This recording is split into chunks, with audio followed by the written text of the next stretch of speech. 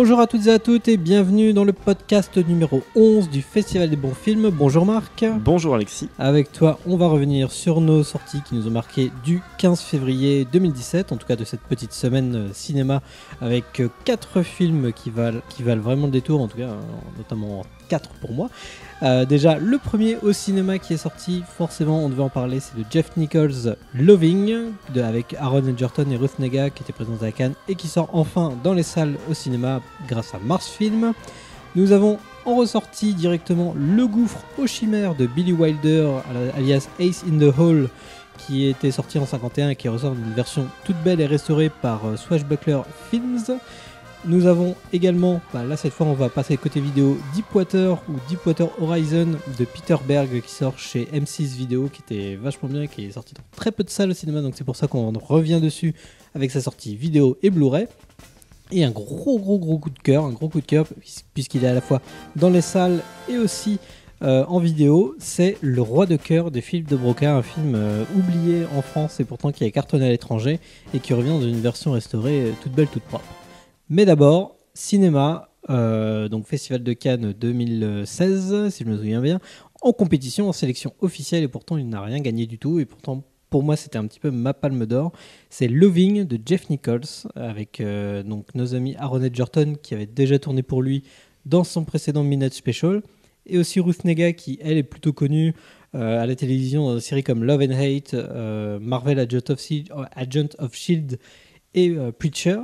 Alors, que nous raconte cette petite histoire, Marc, qui est en fait un truc sur toute petite histoire dans la grande histoire américaine. Voilà, donc Loving est sur, entre guillemets, l'affaire Loving versus Virginie, donc qui est un procès qui a opposé le couple Loving à l'État de Virginie dans l'Amérique ségrégationniste des années 50.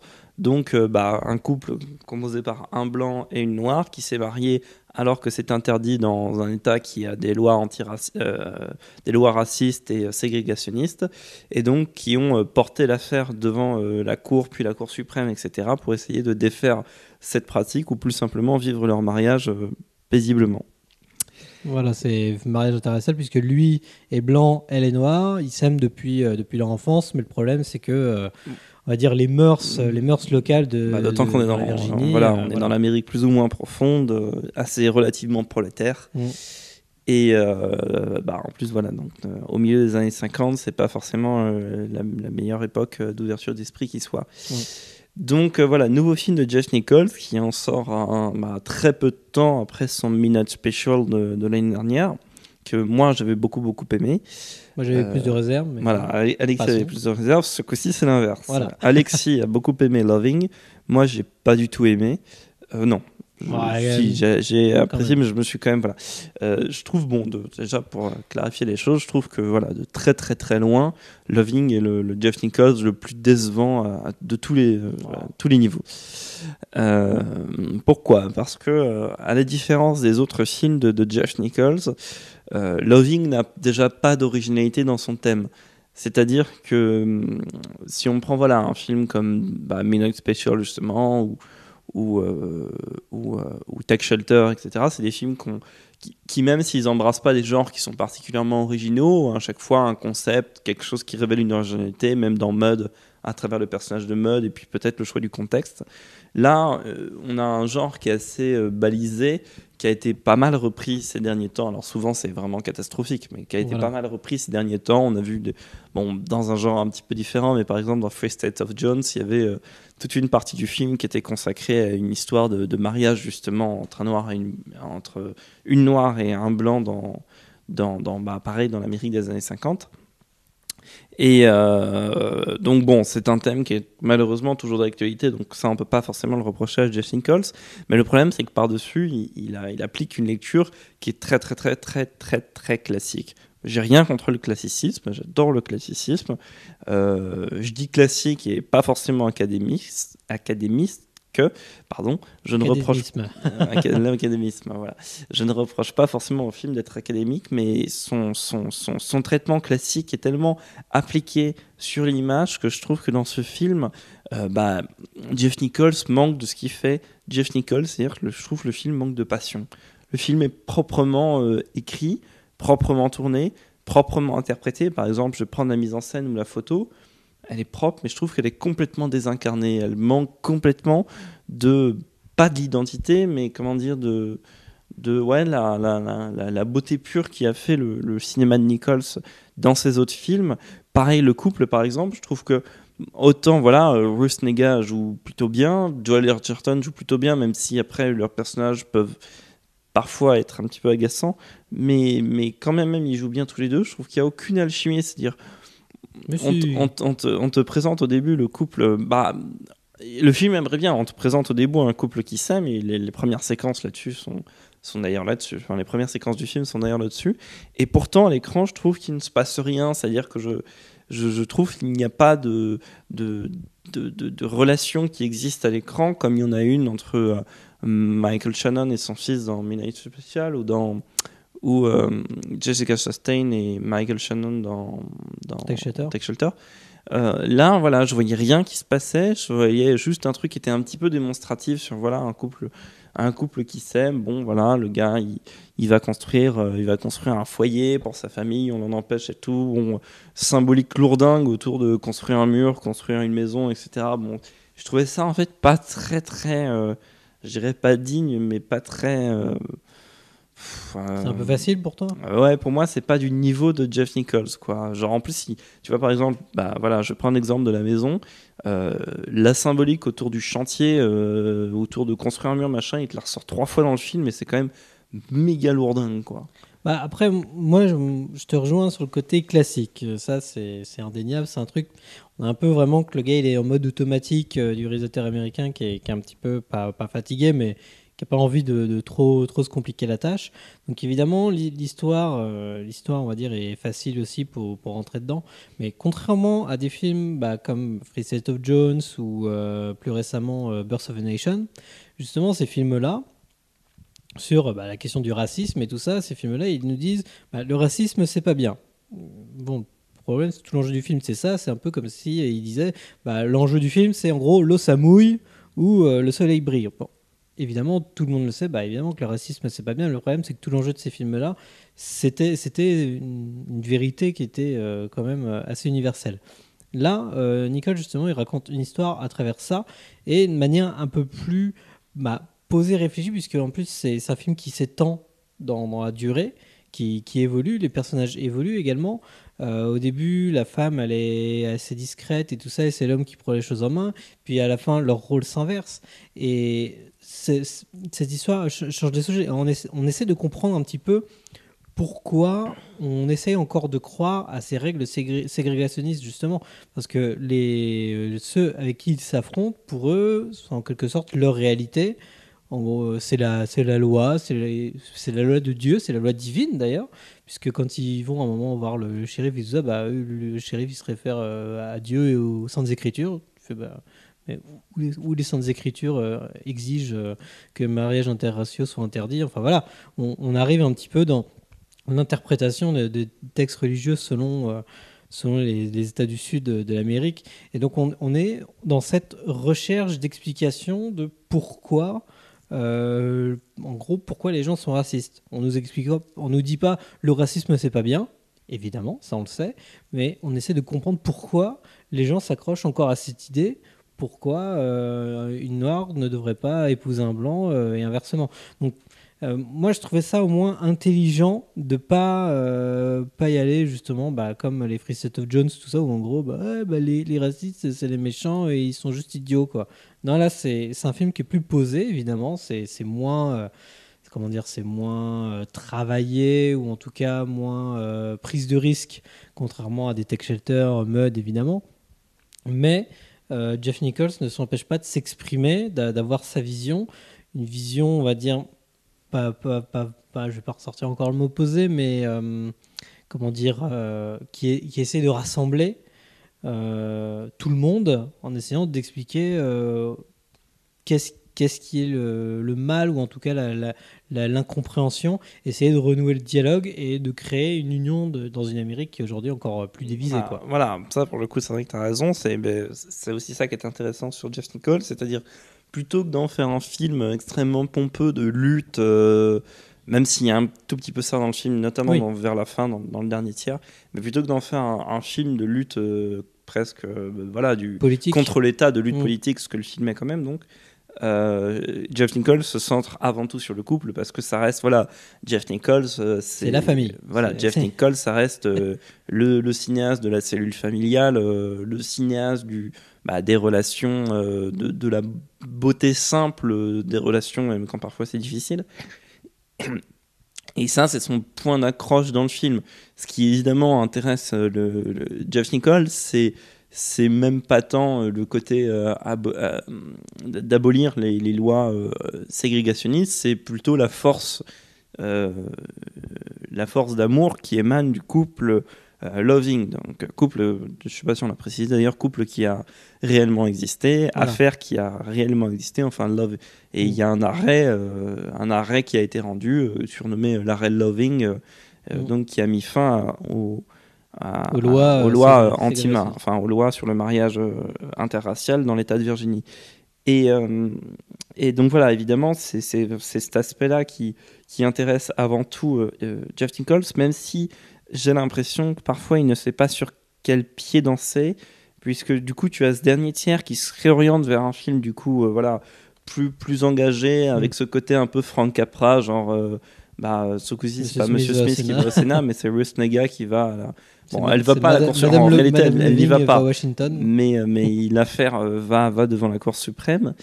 Et donc on retrouve un peu ce côté, il y a un peu quelques moments du film, il y a ce côté Frank Capra où il y a quelques grandes répliques sur pourquoi pourquoi ces lois racistes sont anticonstitutionnelles, etc. Pourquoi elles ne représentent pas l'idéal américain, etc. Avec toute cette symbolique, notamment quant à ce plan sur la Cour suprême sur voilà, ce côté idéal encore des institutions. Regardez la beauté des institutions américaines qui vont justement casser cette politique raciste. Donc bon, pourquoi pas, parce qu'évidemment Jeff Nichols c'est un cinéaste assez référencé. Moi j'ai jamais trouvé que c'était balourd. Enfin, on a beaucoup parlé de Steven Spielberg auparavant, on a beaucoup parlé de Terrence Malick, etc. Pourquoi pas, là, voilà, je suis pas, au contraire, moi, dans l'absolu, je suis ravi que Jeff Nichols fasse un petit peu son Capra, mais le problème, c'est qu'il sait pas trop sur quel pied danser. Quand il fait son Capra, il le fait pas très bien, et du coup, il se désintéresse un petit peu du couple, qui reste malgré tout ce qu'il fait de mieux, c'est-à-dire s'intéresser au couple. Moi, je suis en effet beaucoup plus intéressé quant à des changements de personnalité, c'est-à-dire, comme tu le disais, à la fin, Joel Edgerton, c'est vraiment... c'est plus du tout... ce n'est plus du tout le moteur de... C'est plus du tout le... c'est même plus le moteur du couple, c'est ni le moteur de l'affaire, ni le moteur du couple, puisque c'est sa femme qui a vraiment pris le relais, ce qui permet aussi d'infirmer un petit peu, parce qu'on a lu un petit peu ça sur la toile aussi, d'infirmer le côté Jeff Nichols il fait un cinéma masculin, sexiste, machin truc, parce qu'à chaque fois la femme elle est en orbite, elle fait rien, etc. Bon, ce qui était vrai pour Jeff Nichols, parce que le personnage de Kirsten Dunst était en effet sous-écrit. Moi j'ai trouvé ça très beau que le rapport de force entre guillemets évolue dans le film, que ce ne soit pas des valeurs fixes dès le départ du film, genre voilà, ils s'aiment, lui il est fort, elle est timide, etc. Bon, ils s'aiment, et à la fin, bon. Donc j'ai trouvé ça intéressant que ça évolue, mais encore une fois, je trouve ça dommage que Jeff Nichols se perde un petit peu dans une symbolique que, quand bien même les thèmes du film sont, malheureusement, on peut penser que c'est d'actualité, parce que quand bien même là c'est centré sur le mariage, on peut toujours repenser ça dans la perspective, dans la perspective de l'Amérique de Trump, dans la perspective Black Lives Matter, tout ça. Voilà, de Black Lives Matter, ou même du Muslim ban, etc. Enfin, de tout l'aspect anticonstitutionnel que soulève.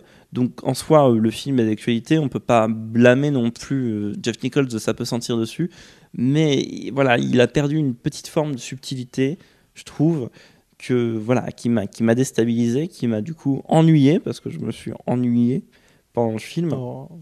Parce qu'il crée parfois des enjeux dont j'ai pas vraiment compris l'intérêt. Par exemple, le film a une curieuse posture sur la ville. Par exemple, donc le couple, après s'être marié, est forcé de quitter l'État de Virginie pour aller s'installer à Washington dans le District of Columbia.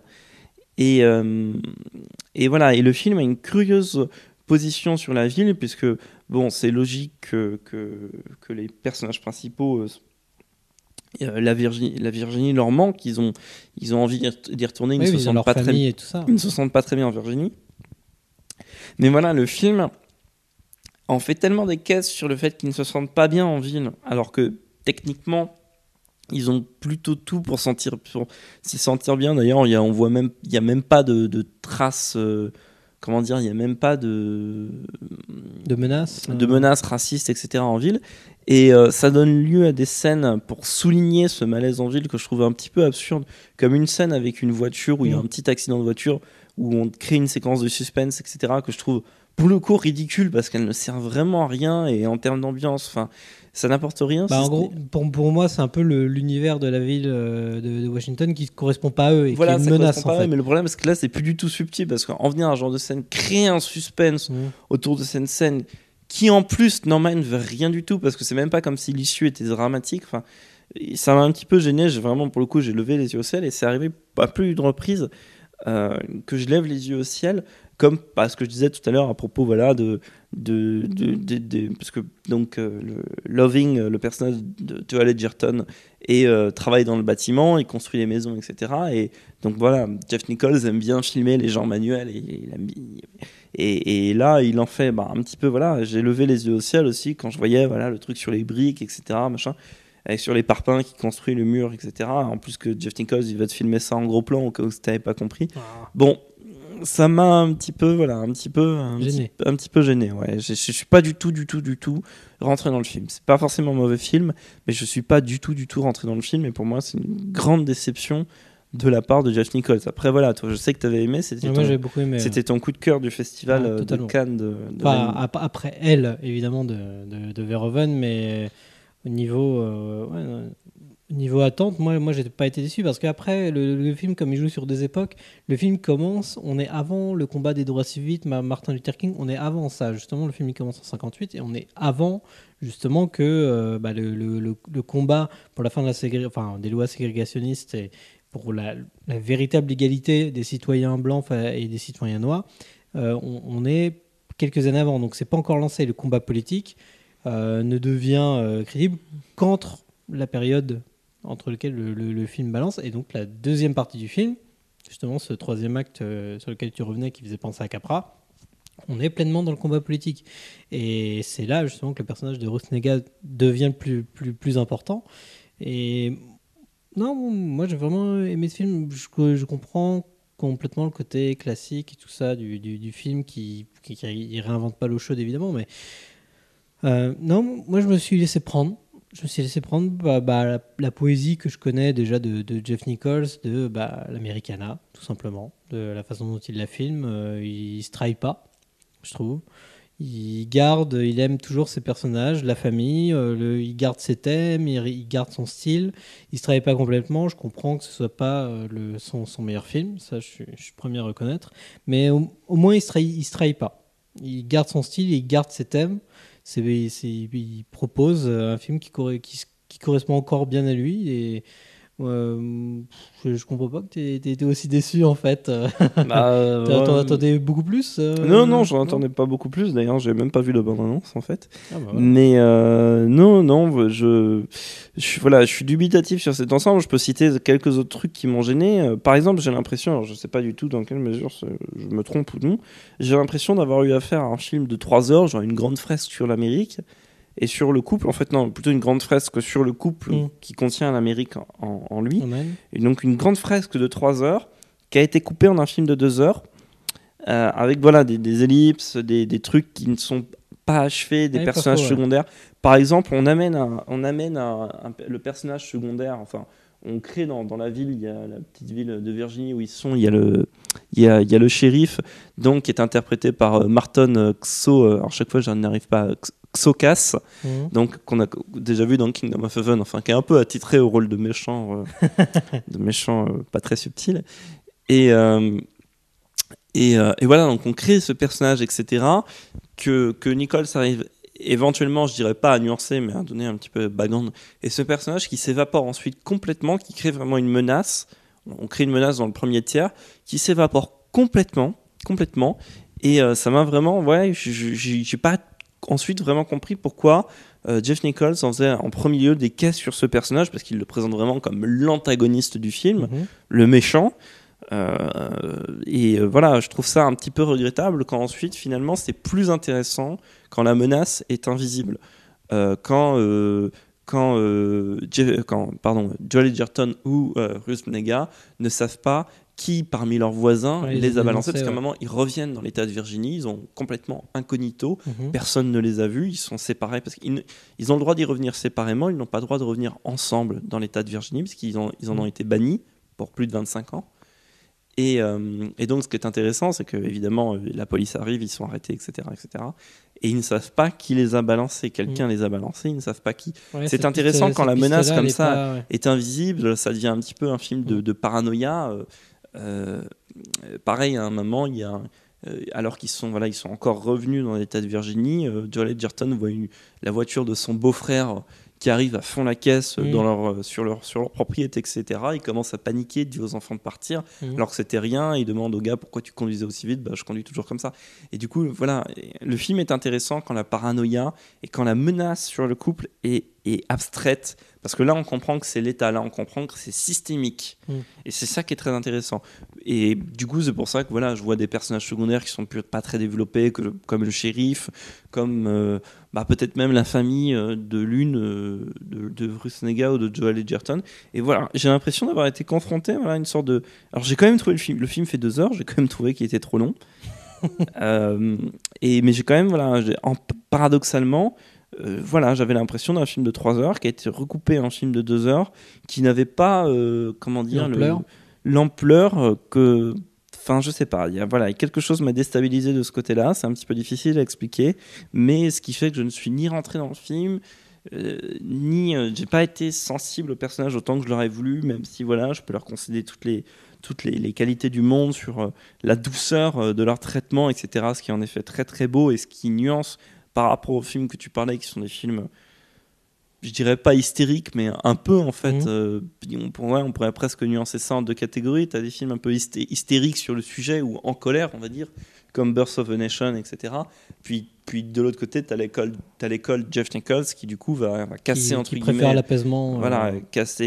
Pour traiter son sujet, va utiliser la bienveillance, la douceur et l'amour des loving, quoi. Donc ça, en soi, ça c'est tout à l'honneur de Jeff Nichols par rapport à ce qui se fait en tendance actuellement.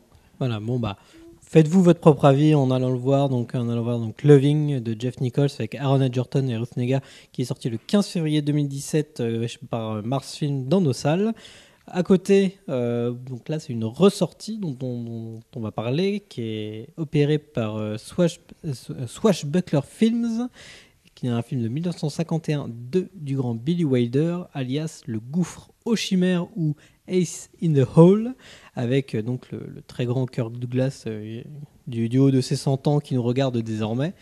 Et ça, on voulait en parler, parce que autant à l'époque il a été un peu critiqué comme quoi il était un petit peu lourdingue aux États-Unis, mais ressorti aujourd'hui, c'est plutôt pas mal aussi. Voilà, donc Le Gouffre aux Chimères, qui est l'histoire d'un journaliste américain qui a été donc un grand journaliste américain, Charles Tatum, qui est interprété par Kirk Douglas, qui a été plus ou moins banni de tous les grands journaux des grandes villes. Chicago, New York, il a fait toutes les Boston, côtes. etc., qui se retrouve plus ou moins sans le sou, paumé à Albuquerque. Donc évidemment, c'est moins grandiose que New York. C'est perdu au milieu du Nouveau-Mexique. Donc est contraint de... parce qu'il faut manger, travailler pour le petit journal local qui relaie que des faits divers locaux ou les petits événements, genre la chasse aux serpents. Sur la chasse au crotal, un tel qui a perdu son cheval, etc. Donc évidemment, grande frustration pour le grand journaliste qu'il est, qui, pour son plan à lui, c'était de rester en planque dans cette ville X mois et puis attendre que quelque chose de grandiose se passe pour être repris par les journaux. Puis en fait, rien ne se passe. Bon.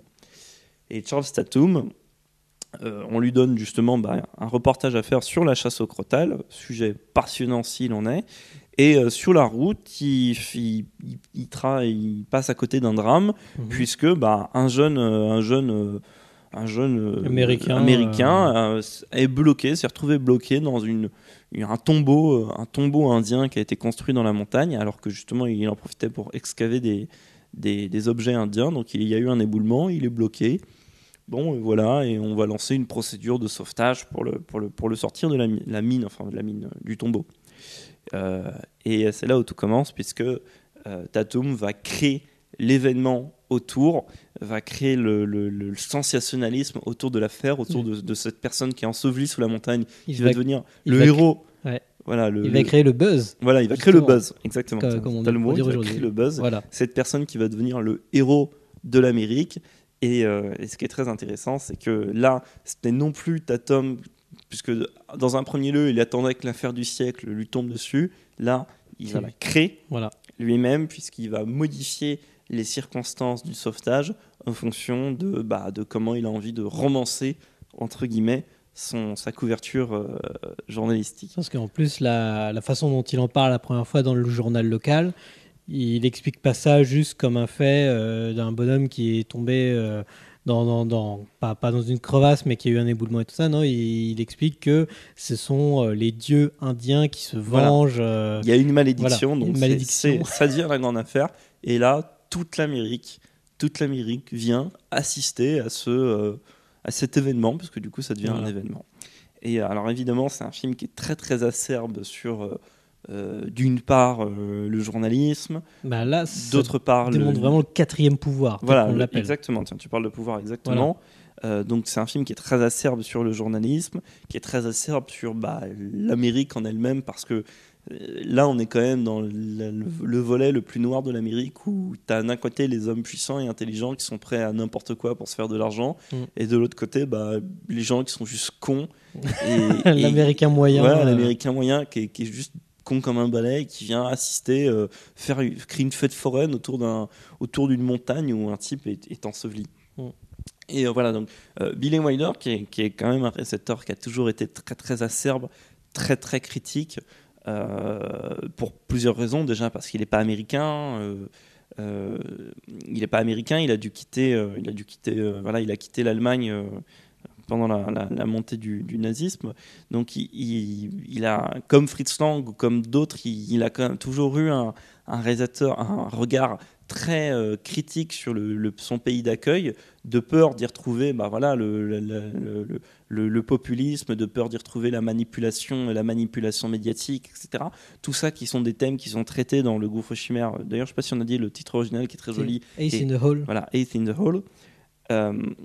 Donc qui est un film, on va pas dire que c'est un film noir parce que ça n'a pas ça a pas du tout la trame scénaristique du film noir, mais par contre dans le fond, en fait, ça ressemble intégralement à un film noir parce que ça a tous les mêmes éléments, les mêmes éléments de fond, voilà, que les films noirs qu'on connaît de Billy Wilder ou les films noirs qu'on connaît de Henry Hathaway, etc., qui sont des films qui remettent profondément en question la communauté américaine, qui remettent profondément en question souvent aussi le journalisme. Souvent, les films noirs, justement, ça se base sur une remise en cause, puis même on retravaille ça, toutes les valeurs et les fondements, on va dire, de l'Amérique, des grandes choses, voilà, des grandes figures de ce qu'est l'Amérique.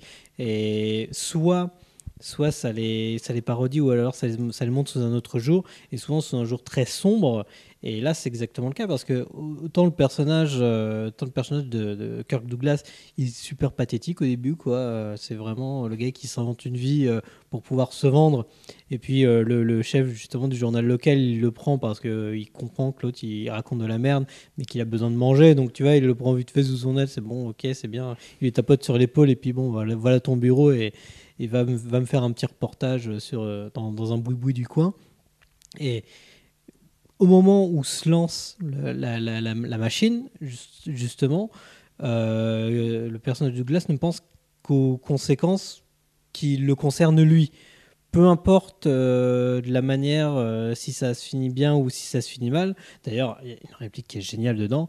Il dit, qui est encore, je pense, d'actualité, c'est Bad news sells best, because good news Is that news. is no news, quoi. Genre, les mauvaises nouvelles vendent mieux parce que les bonnes nouvelles, c'est pas des nouvelles, quoi. Enfin, ça ne sert à rien.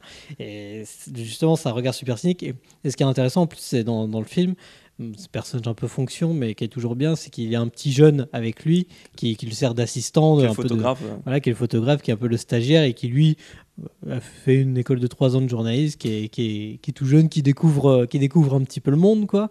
Et justement, on a ce regard un petit peu poupin sur le travail de Kirk Douglas qui adore remuer la merde, quoi, qui met les mains, qui met les pieds. Qui l'a remué, et puis qui l'a créé même. Et voilà, qui crée la merde. Et justement, il en rajoute, il en fait des caisses.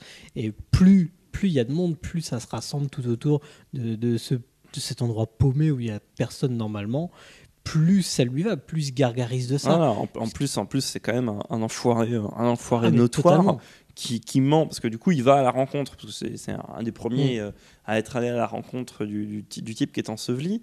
Donc, il essaie de faire le bienveillant de service avec lui. T'inquiète pas, on va se sortir de là, alors que de toutes les méthodes pour le sortir, il choisit la plus longue, pour que l'affaire dure le plus longtemps possible. Voilà, pour que ça fasse suffisamment écho dans l'Amérique. Alors qu'ils auraient pu étayer les parois, sortir les pierres une à une, ce qui aurait pris une journée, lui il choisit il manipule les locaux, donc le shérif, le type responsable du chantier, etc. Il manipule les locaux pour dire non, on va forer depuis le haut de la montagne, ça va prendre une semaine, et puis voilà. Et donc ça, c'est un personnage qui est aussi ignoble, avec la femme de Léo Minosa qui est coincé. Voilà, de Léo Minosa qui est coincé. Donc sa femme qui tient le resto hôtel. Le resto route. Un resto route à proximité, donc qui est malheureuse, n'aime pas son mari.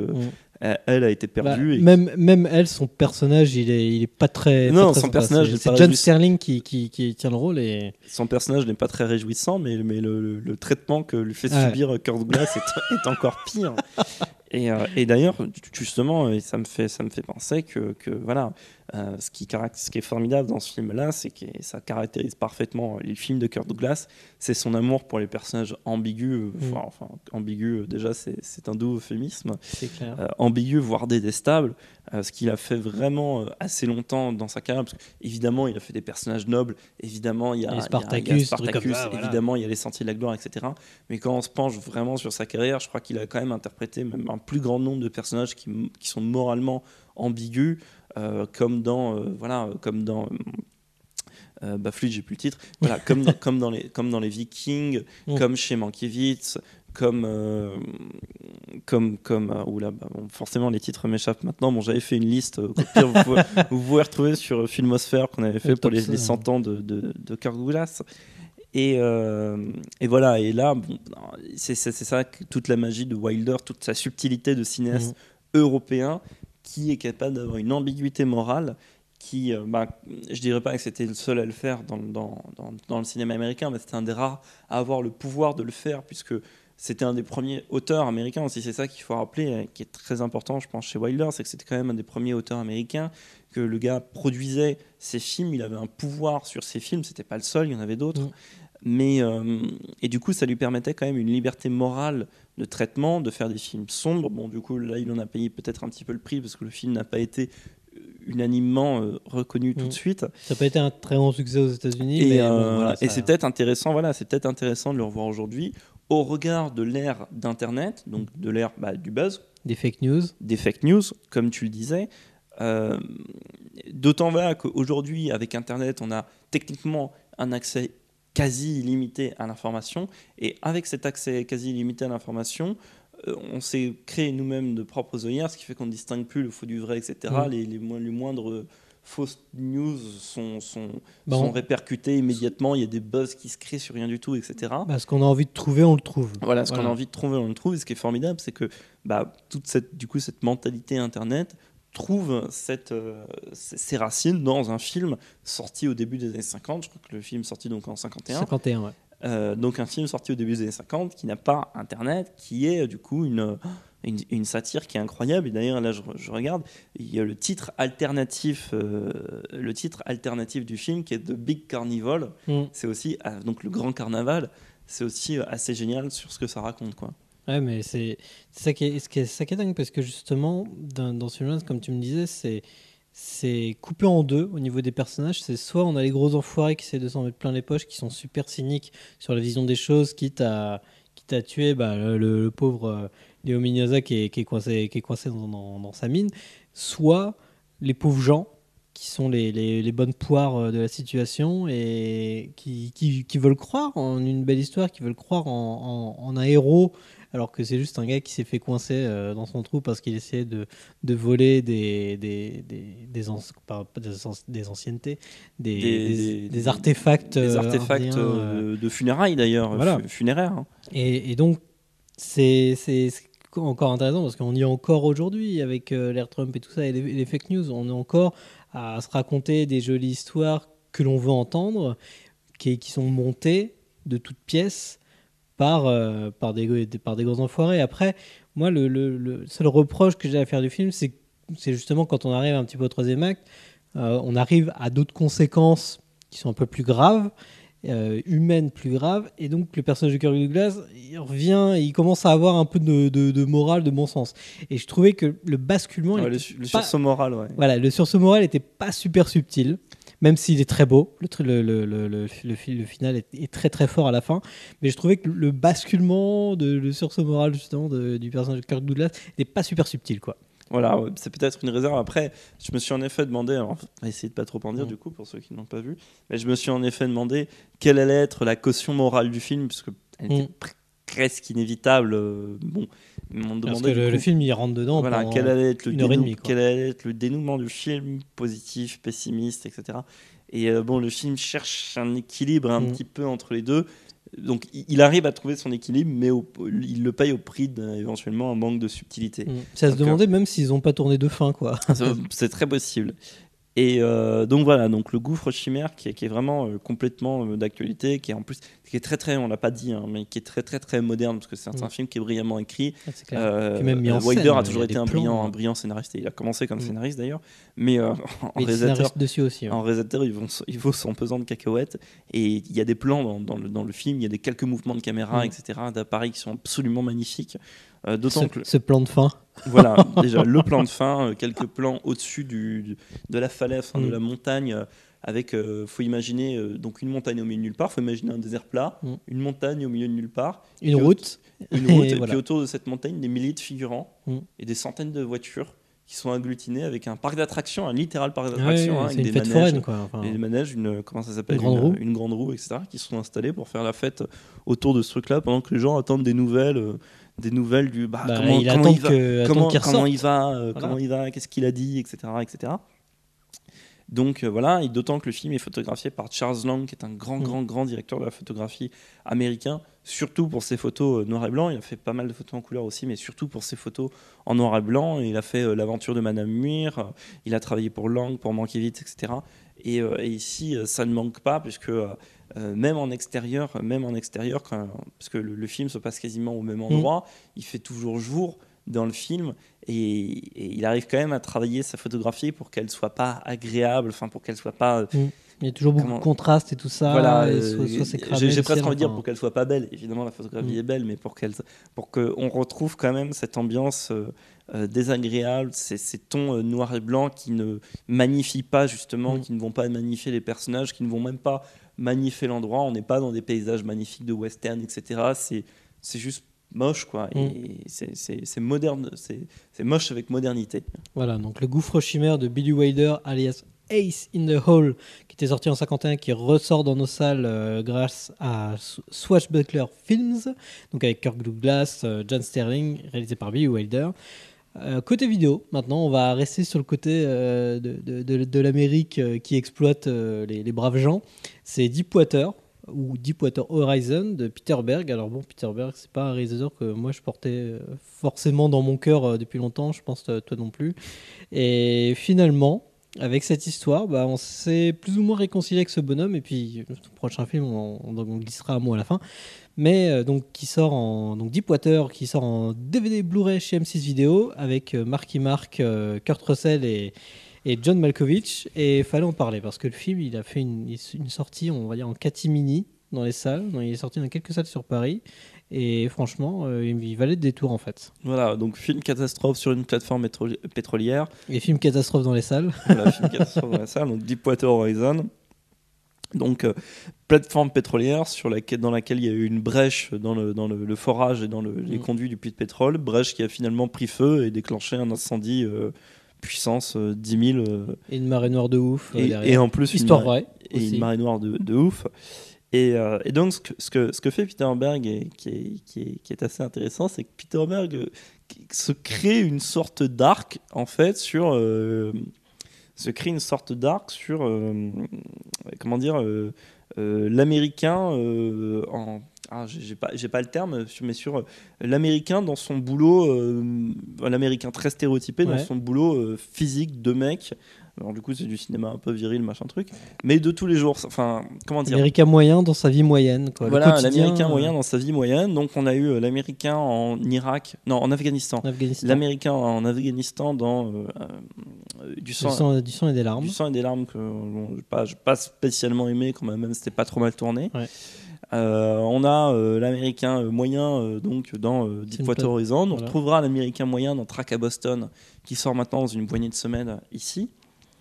Et voilà, donc dans Deepwater Horizon, c'est marrant parce que donc il va reprendre tous les grands codes du film catastrophe qu'on connaît, mis en place, etc. Mais ce qui rend intéressant le film, c'est qu'il ajoute une petite variation que j'ai trouvé surtout en fait, a surtout apporté à mon sens quelqu'un comme Tony Scott, qui est de créer le film catastrophe prolétaire. Et en soi, c'est ça qui est intéressant. C'est quelque chose, par exemple, qui n'existe pas chez Roland Emmerich, ou qui n'existe pas ça n'existe pas chez Roland Emmerich parce que les héros des films catastrophes de Roland Emmerich, sauf peut-être 2012, mais c'est tellement n'importe quoi qu'on va le mettre à part, sont tous des spécialistes en fait. Oui. Quand on prend, ils n'ont pas une profession lambda et après. Voilà, si on prend le jour d'après, ce sont des spécialistes. Si on prend, dans un genre un petit peu différent, si on prend même Independence Day, voilà, ce sont des spécialistes, les spécialistes de l'armée, les spécialistes scientifiques, etc. A contrario, on peut toujours prendre Armageddon de Michael Bay, où il y a en effet ces prolos qui vont dans l'espace, mais c'est pas du tout le propos du film en fait. Ils ont juste une fonction scénaristique, il n'y a pas du tout de propos sur leur côté de prolétaire. A contrario de ce que fait Peter Berg, puisque le film est vraiment une histoire de lutte entre des pauvres américains qui font leur boulot sur, des pauvres, non, ils sont pas pauvres, mais des prolos américains qui font leur boulot sur les plateformes et les décisionnaires costard-cravate qui ont un but de rentabilité à côté des responsabilités humaines, sachant que les responsabilités humaines ne s'assortissent pas vraiment à la rentabilité de la plateforme pétrolière, etc. Et c'est un petit peu ce qu'on observait chez Tony Scott, par exemple, quand il fait un film comme Unstoppable, où il y a exactement la même opposition entre le monde prolétaire et le monde de la bureaucratie, sachant que le monde de la bureaucratie gère ici un truc qui est un milieu vraiment prolétaire, puisque dans Unstoppable, le gars qui gère la compagnie de train ne comprend pas comment fonctionne sa propre compagnie, comme John Malkovich, qui est représentant de la compagnie pétrolière qui gère la plateforme Deepwater, ne comprend pas quels sont les dangers, ne comprend pas même comment le puits fonctionne véritablement. Parce qu'il se repose sur justement les gens qui sont à son service, en quelque sorte. Et le problème, c'est qu'il leur impose à la fois des règles de restriction, même des restrictions budgétaires, parce que genre tu as des alarmes qui fonctionnent plus, parce que faut plutôt financer l'ordinateur qui contrôle qui contrôle la pression plutôt que de financer l'alerte incendie. Enfin, c'est tout un truc de système D qu'on connaît aujourd'hui dans énormément d'entreprises, et donc on est dans la précarisation d'un secteur qu'on retrouve partout en Amérique, puisque en plus c'est vraiment le cinéma post-crise économique de 2008. Enfin, ça s'inscrit vraiment dedans. Et Peter Berg fait de Mark Wahlberg justement ce symbole de l'Amérique qui a les mains dans le cambouis, qui essaie de bien faire son travail, qui croit quand même en des jours meilleurs. Même si chaque jour, c'est... Parce qu'après, quand ils vont travailler, je crois que c'est genre pour 3 mois, c'est comme, comme si le gars il bossait sur un sous-marin, quoi. Voilà, exactement. Et ce qui est intéressant, c'est qu'en plus, il se tient plutôt bien à son regard de prolétaire, puisque quand même, évidemment, le film a ses héros, parce que bon, il y a Marky Mark, etc. Mais il n'exagère pas non plus complètement dessus, c'est-à-dire qu'on n'a pas un héros, le Bruce Willis, qui sauve l'univers. C'est pas un super-héros, quoi. Voilà, c'est pas un super-héros, parce que dans tous les cas, la plateforme pétrolière est perdue. Donc il n'y a pas de on va sauver la plateforme, etc. La plateforme, elle est perdue, la marée noire, elle est là, on ne pourra plus rien y faire maintenant. En fait, c'est juste faut sortir, faut juste quitter la plateforme, emmener les copains si on peut, humains, et encore pas tous, quoi. Donc c'est ça qui est intéressant, que Peter Berg arrive à du coup faire un petit peu deux films en un, qui raconte un qui va être un film, voilà, avec catastrophe, qui est assez spectaculaire, faut quand même l'avouer, parce que quand même on a eu des réserves sur les précédents films de Peter Berg. Enfin, je sais pas ce que tu en penses, mais moi je l'ai jamais considéré comme un mauvais filmeur. Après, moi je trouvais qu'il essayait un petit peu de copier un peu Michael Bay, sans avoir le talent. Il y a Battleship, mais tu vois, par exemple, je trouve qu'un film comme Le Royaume, qui est d'ailleurs notamment produit par Michael Mann, je trouve qu'un film comme Le Royaume, c'est un film qui est vraiment très bien réalisé. Après, quand même, il y a un propos derrière qui est un peu raciste opulent, quoi. Mais c'est assez intéressant. Et ici, voilà, il arrive à quand même te filmer des scènes d'intensité, voire même des scènes de tension où il crée, parce que l'explosion met quand même un certain temps à arriver, et il te crée une tension, il te crée un quotidien d'ailleurs qui est assez intéressant sur la plateforme pétrolière, à tel point que j'aurais presque voulu que le film il passe vraiment 1 heure et demie. Là, je suis parce que même la mise en place, elle est très rapide, même s'il raconte énormément de choses. Parce que même, tu vois, c'est tout petit blanc, parce que moi, ce que j'étais vraiment pas habitué chez Peter Berg, c'est la subtilité. Je trouvais que c'était le truc qui lui manquait, parce que c'était vraiment un réalisateur. Moi, j'avais l'impression que le gars, il venait sur le plateau avec les Santiago et un chapeau de cow-boy, tellement qu'il en avait rien à foutre et qu'il était idiot, quoi. Robert Rodriguez. Exactement, pour pas le nommer. Non, mais par exemple, sur toute la mise en place au début du film, bon, ça nous raconte l'histoire d'une plateforme qui extrait du pétrole pour ensuite faire de l'essence et tout ça. Et à chaque fois, dans ses plans, dans sa mise en scène, dans les 10 premières minutes, il s'attarde un petit peu sur le plein d'essence qu'on fait aux hélicoptères, sur les pots d'échappement et tout ça. Enfin, ça, c'est des tout petits plans. Ça coûte rien sur le tournage, en insert, mais ça raconte quand même quelque chose. Que, en gros, c'est une Amérique qui reste quand même très addicte à la consommation de pétrole, et donc elle est obligée d'envoyer ces gens-là dans des conditions affreuses. Paradoxalement, on leur donne pas les moyens. Voilà. Et paradoxalement, voilà, pour faire du fric et tout pas ça. Les moyens de. Voilà. Après, bon, on va retrouver à d'autres moments quelques trucs plus typiques et moins subtils de Peter Berg, etc. Ce qui fait que bon, j'ai pas adoré non plus. C'est vrai que le moment d'action, enfin, une fois que on va dire l'heure d'action est lancée, le film devient moins subtil. Maintenant, c'est juste de la survie. Et bon, on compte sur Mark Wahlberg pour sauver le plus de gens, quoi. Voilà. Après, voilà, il y a Mark Wahlberg qui, bon, voilà, il arrive toujours à faire très bien cet Américain moyen, que ce soit l'Américain moyen de Pain and Gain ou l'Américain moyen de Deepwater. C'est deux nuances différentes de l'Américain moyen.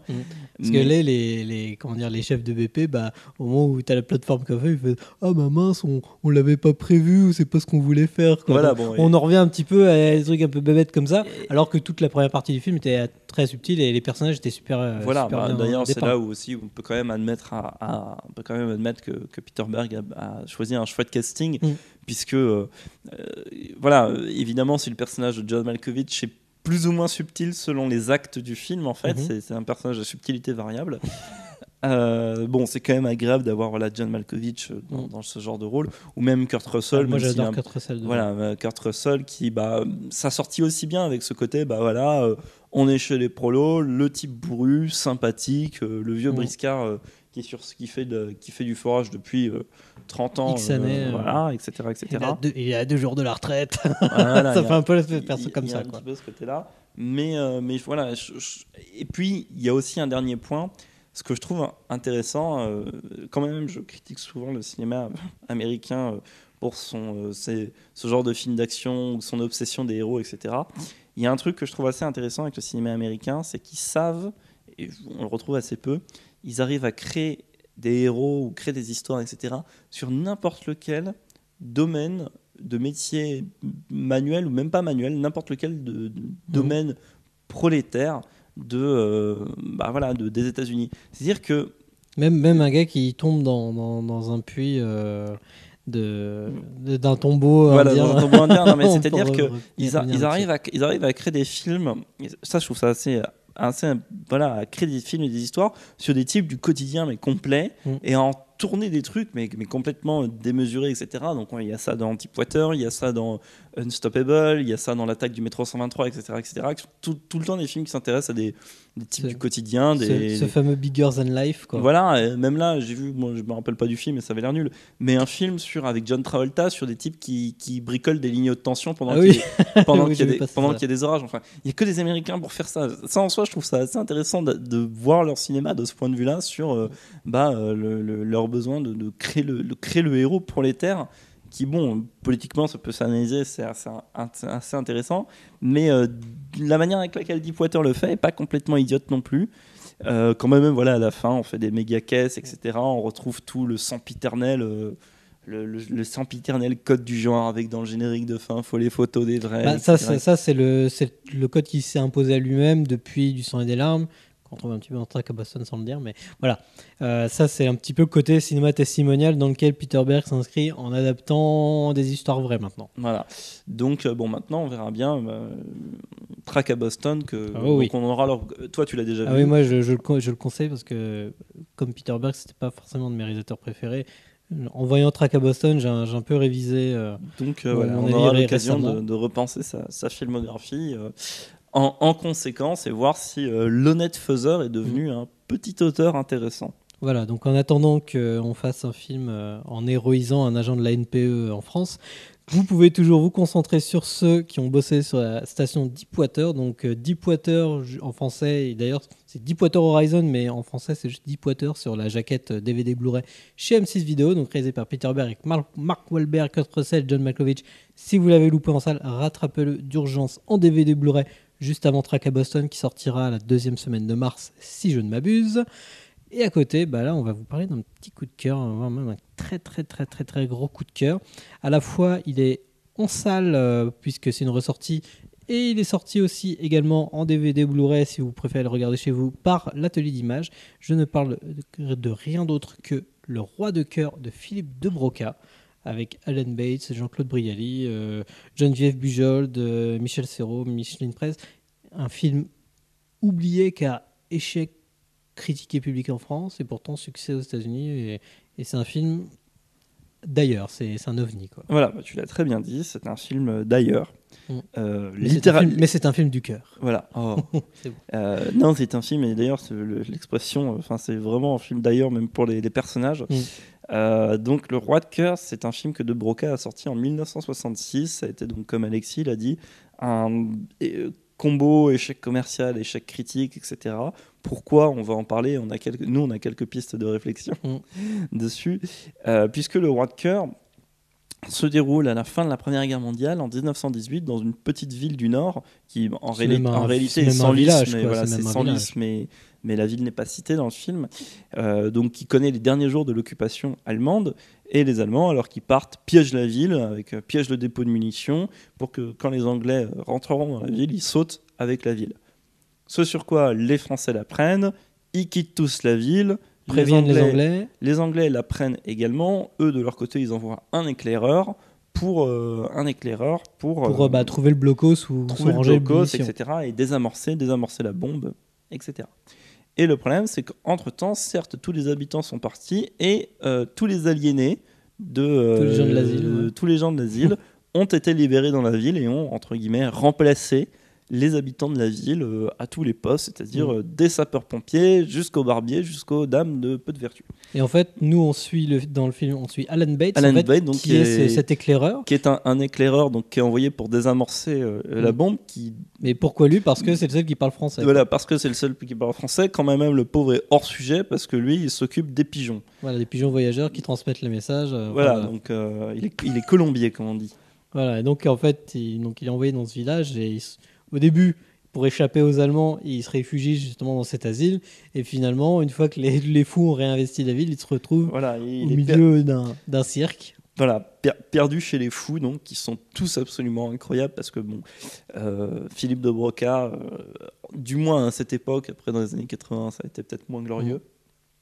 Mais Philippe de Broca avait voilà un sens de l'absurde, un sens du cocasse, un sens du singulier. Bah, on est C'est juste ce personnage qui est absolument formidable. on est juste après Tribulation d'un Chinois en Chine, quoi. Voilà, donc Les Tribulations d'un Chinois en Chine, Jean-Paul Belmondo qui fait le tour du monde, entre guillemets, qui est déjà un film d'aventure absolument fantastique, donc voyez-le. Mm. Mais donc voilà, donc Le Roi de cœur, qui est un film qui est d'une part, on y reviendra, mais c'est un film qui est immensément drôle, mais surtout c'est un film qui est très beau. Ouais. Parce que c'est un film qui raconte énormément de choses, d'une part sur la guerre, enfin que ce soit la première, la seconde, qu'importe. C'est un film qui raconte énormément de choses sur la guerre, puisque c'est un film comme d'autres films de Broca, comme Le Magnifique, etc. C'est un film sur l'échappée du réel. Mm. Dans Le Magnifique, par exemple, le personnage de l'écrivain raté s'échappait se perdait dans Dans son les fantasme tribulations de d'espionnage. son propre personnage. Ici, c'est pareil, puisqu'on échappe à la guerre. Les fous ignorent la guerre, ils ne comprennent pas. Il y a une très belle réplique d'ailleurs. En même temps, je pense qu'ils le savent, Enfin, mais ils s'en échappent. Enfin, c'est voilà, il très, y a une très très belle subtil. réplique à un moment, sais-tu ce que c'est la guerre Mm. Et puis on lui répond non, mais d'un naturel Mm. qui est complètement D'ailleurs, magnifique. Moi, je suppose que justement, cette asile d'aliénés était remplie par des gens qui ont été traumatisés par la guerre. Voilà, Eux le savent et préfèrent rester dans ce village. Ils ont créé un monde à eux qui reste isolé de la guerre, qui reste à l'extérieur du village, mais qui s'insère au fur et à mesure et qu'ils essayent de repousser à chaque fois. voilà, et donc on crée comme ça toute une réflexion, tout un échappatoire qui est d'une beauté folle, qui est aussi extrêmement dur, Mm. parce que le film n'oublie pas que voilà, donc c'est la guerre, et le film, donc qui est le plus fou. Il y a quelques scènes d'absurdité complète qui mettent en scène mais la guerre, la vraie, avec des gens qui meurent, quoi. Et donc, où est la folie entre ces gentils fous qui se sont créés une bulle pour vivre, vivre au premier sens du terme, et le reste d'une guerre qui est absurde, qui est une toile de fond qu'on ne comprend pas, avec des Anglais grotesques, des Allemands grotesques, presque tout autant grotesques à leur manière que les fous, qui au moins eux sont attachants Et sympathique, ouais. et sympathiques. Et c'est extrêmement beau, d'autant plus que voilà, donc le film est sorti en 66, on n'est non plus dans un contexte qui n'est pas complètement anodin. D'une part, on est en pleine guerre froide, donc niveau échappé du réel, on en a peut-être un petit peu besoin. D'autre part, on est en post-guerre d'Algérie. Ouais, ça fait 4 ans que le conflit s'est arrêté. Enfin, Voilà, on est en post-guerre d'Algérie et aussi d'Indochine qui est plus très loin. Donc c'est-à-dire que les gens qui sont allés à l'autre bout du monde pour combattre une guerre d'absurde, il y en a à ce moment-là un certain nombre en France. Et en plus, on est prêt mai 68, on est prêt mai 68, donc prêt époque, voilà, une ouverture, on va dire, un petit peu plus anarchique, en mode fuck l'absurdité du monde, etc. Et je schématise un peu grossièrement. Pardon. Ouais, sachant même que les Français du village, justement, qui se barrent et tout, c'est les bons Français moyens franchisards qui s'en prennent aussi un coup sur leur image, quoi. Voilà. D'ailleurs, tout le monde en a pour son grade. Tout le monde en a pour son grade. Les Anglais, les Allemands. Et en fait, ce qui est drôle, c'est que, et là aussi avec Broca est drôle, c'est que techniquement, en fait, tout le monde est ridicule dans le film, et la nuance de Broca n'est pas sur qui est le plus ridicule. La nuance de Broca, c'est sur qui on a le plus de tendresse, envers qui on a le plus de tendresse. Et bon, évidemment, vu la beauté des personnages des fous, beauté morale, beauté plastique peut-être aussi dans le cas de Geneviève Bujold, c'est sûr. qui est quand même, je vous défie de ne pas tomber amoureux. Juste à croquante. Voilà, et je vous défie de ne pas tomber amoureux ou amoureuse du personnage de Geneviève Bujold, donc qui comme Coquelicot, qui est une jolie prostituée qui n'a jamais été prostituée d'ailleurs.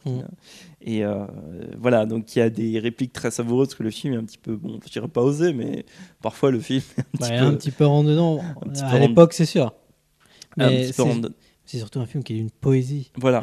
C'est d'une poésie qui prouve déjà que Philippe Broca c'est pas juste la comédie mongole, etc. C'est Philippe Broca est un vrai beau réalisateur. C'est cela aussi qui prouve que voilà, une bonne comédie, c'est pas juste des bonnes répliques, un bon scénario, etc. Quoi. Et puis même, il y a des passages, justement, il y a un vrai travail de la mise en scène. Il y a un vrai travail de la mise en scène. Il y a une très belle photo de Pierre Lhomme.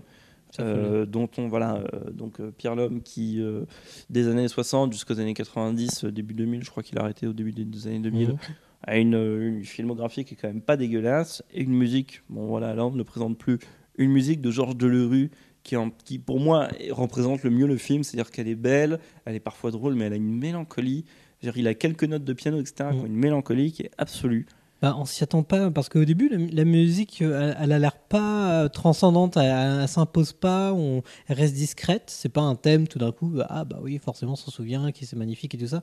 Ça fonctionne bien avec le film et c'est vraiment au fur et à mesure que l'histoire évolue, qu'on prend du temps avec les personnages, avec l'histoire et qu'on comprend que la vraie folie c'est pas celle qu'on croit et que une fois que le thème te revient dans la gueule, pouah, tu t'en prends mais plein la tête sur le film et la musique justement fonctionne à fond avec la mise en scène parce que c'est vraiment on s'imprègne de cette pas folie, cette folie de groupe, mais en tout cas ce moment de vie c'est une vraie respiration, c'est un vrai bol d'air dans un monde qui est oppressant qui est juste complètement idiot dans cette volonté guerrière, cette volonté belliciste quoi. Voilà, et jusqu'à la fin d'ailleurs qui est très très très brutale, mais belle, mais dure quand même. Voilà, une fin un petit peu aigre-douce, je sais pas trop comment on peut qualifier ce genre qu'on peut interpréter dans vraiment plein de sens différents. En plus, je me dis c'est très beau parce que pendant tout le film, je me disais un film pareil, ça va être compliqué de le conclure. Ça va être très difficile de trouver l'équilibre final, de sombrer, de dire ok, allez, on va complètement vers le grotesque ou on va complètement vers le désespéré, etc. Et genre, le film a un petit peu des deux. Surtout d'où il part, quoi. C'est même pas une ligne droite, c'est une parabole, quoi. Oui, non, voilà, c'est une ligne avec des triangles qui reviennent en arrière et des zigougus, quoi. Des loopings. Mais ce qui est très beau, c'est que du coup, ça rend le film imprévisible. Et comme très vite le film établit sa grande beauté et puis sa grande drôlitude, le fait qu'il soit imprévisible le rend encore plus attachant, je trouve, parce que du coup il n'est pas balisé. Or la comédie c'est un genre qui est souvent balisé, là il n'est pas balisé. Il n'est pas balisé autant que les personnages de fou ne le sont pas, quoi. Et puis voilà, puis il y a les personnages, il y a les interprétations, enfin Jean-Claude Brialy, qui fait le maire, le duc de Trèfle, donc le maire de la ville, qui est absolument incroyable. Il y a Michel Serrault en roue libre, en coiffeur, en coiffeur un peu folle, qui est absolument fantastique. Et puis voilà, on te crée d'autres personnages. Enfin, quand tu as un personnage qui s'appelle le général Géranium, c'est quand même formidablement attachant. Donc voilà, extrêmement beau film, extrêmement bien tourné, extrêmement bien écrit. On dirait il en avance parce que ça j'en avais parlé un petit peu hors du podcast, mais moi quand j'ai vu tu regardes les débuts du film, moi j'avais l'impression de voir un film des années 70, quoi. J'ai l'impression que le film il est autant en avance sur son temps qu'en dehors du temps. Et c'est ça le talent incroyable de Broca, c'est qu'il est en avance. Pareil, justement, ce que tu disais sur ce qu'il faut dire ou pas dire. On est en 66, on est un petit peu 3 ans en 69, la liberté sexuelle et tout ça. Donc le film parle de choses qui sont vraiment en avance sur son temps, en avance sur son époque. Et qu'aujourd'hui, rétrospectivement, maintenant qu'on le regarde aujourd'hui en 2017, on a vraiment un regard émerveillé sur l'avant-garde de ce film-là, pourtant qui est réalisé par De Broca, qui est un réalisateur qui était établi à l'époque comme un réalisateur de blockbuster français, quoi. Ouais, mais qui est toujours pas très très bien considéré, quoi. C'est toujours aujourd'hui d'ailleurs. On l'assimile De Broca, on l'assimile encore au film un peu mongol de Belmondo. Il en a fait, hein. Oui, on va pas s'en cacher. On l'assimile un peu au film mongol de Belmondo. Quand même parmi ces films avec Belmondo, il y a quand même un certain nombre de perles, y compris la trilogie. Donc on a parlé Tribulation d'un Chinois, L'homme de Rio et Le Magnifique. Pour moi, ça c'est fantastique. Et donc voilà, donc De Broca, donc à ce film Le Roi de cœur qui a été très très mal vu pendant longtemps. En France, et pourtant qui a été un méga succès voilà, aux États-Unis. Donc le film a été très bien reçu aux États-Unis. Ce qui joue aussi, c'est qu'une partie du film est en anglais, puisque le personnage principal, Alan Bates, est anglais. Et donc le film a été très bien reçu aux États-Unis. Ils ont contribué à la restauration. Le fonds américain a contribué à la restauration, très belle restauration d'ailleurs, du film. Donc voilà, film original. D'ailleurs, dernier petit point. Et ça tend aussi un petit peu à l'université du film. Le film parle de la Première Guerre mondiale. Il aurait pu parler de la Deuxième, mais il choisit de parler de la Première Guerre mondiale. C'est pas complètement anodin non plus. Quand on va entrer dans une période, on est en 66, c'est l'année de la sortie de la Grande Vadrouille. C'est clair. qui va amener la gloire des comédies sur la Seconde Guerre mondiale. Les comédies sur la Première Guerre mondiale, je pense qu'on peut les compter sur les doigts d'une main d'un poseur de bombes manchot, quoi. Et sachant que dans la Grande Vadrouille, tous les Allemands sont idiots et enfin voilà. Voilà, et donc De Broca, il fait la Première Guerre mondiale, il aurait pu faire la deuxième, ça aurait pu être la guerre d'Algérie, ça aurait pu être l'Irak, ça aurait pu être l'Afghanistan, etc., etc. Et en fait, c'est très intéressant qu'il ait refusé d'inclure son film dans la Seconde Guerre mondiale, qu'il aurait peut-être plus limité, ça aurait peut-être fait un film moins universel, plus balisé, plus perdu dans la masse de comédies qui ont été faites sur la Seconde Guerre mondiale. Donc on a parlé La Grande Vadrouille, La 7e Compagnie, etc. Enfin, ça manque pas. Et voilà, donc un beau film original sur la Première Guerre mondiale qui raconte plein de choses, même pas juste intéressantes, même pas juste importantes, qui sont juste belles en fait, parce que moi je suis sorti du film heureux, un petit peu mélancolique, un petit peu... voilà. Moi j'étais bouleversé. Mais j'ai pas l'habitude. Donc voilà, on ne peut que le recommander, à tel point d'ailleurs, on l'a vu très récemment, Alexis et moi, tel point que voilà, on l'a inclus un petit peu in extremis dans cette émission. Il est sorti un petit peu auparavant en salle, mais on voulait absolument en parler. Ça nous a fait tellement plaisir de le voir qu'on voulait absolument en parler. Voilà, donc le Roi de cœur de Philippe de Broca, qui est donc à la fois dans certaines salles qui font des ressorties, et aussi en DVD Blu-ray édition royale, s'il vous plaît, chez l'Atelier d'Images. Donc avec Alan Bates, Jean-Claude Brialy, Geneviève Bujold, Michel Serrault et Micheline Prel. Donc voilà pour le podcast numéro 11. Donc 4 films à voir absolument. Donc Loving de Jeff Nichols, Le Gouffre chimère de Billy Wilder, Deepwater Horizon de Peter Berg et Le Roi de cœur forcément de Philippe de Broca. Voilà, donc évidemment revoyez-nous sur YouTube, suivez-nous sur Twitter, aimez-nous sur Facebook, réécoutez-nous sur Mixcloud et notez-nous sur Sens Critique ou tout simplement rendez-vous sur notre site festivaldebonfilm.com tout attaché.